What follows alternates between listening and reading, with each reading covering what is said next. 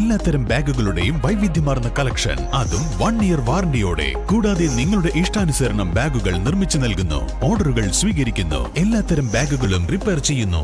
Lewin's bags, bus stand, Karulai. Kalikavu Chengode Chazhiyode road പാടെ തകർന്നു. ആകെ ചളിക്കുളമായ സ്ഥലത്ത് നാട്ടുകാർ ക്ലീനിംഗ് നടത്തി. ചളി പൂർണ്ണമായി മാറ്റാനാകാത്തത് അപകടങ്ങൾക്കിടയാക്കി. ചാഴിയോട് പാലത്തിന് സമീപം റോഡിൽ മണ്ണിട്ടിരുന്നു.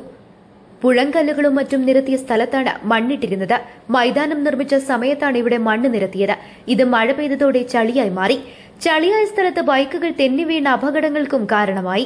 വാഹനങ്ങൾ ചളിയായ ഭാഗത്തുകൂടി പോയി കോൺക്രീറ്റ് ചെയ്ത ഭാഗത്തുകൂടി വലിയ തോതിൽ ചളിയായി.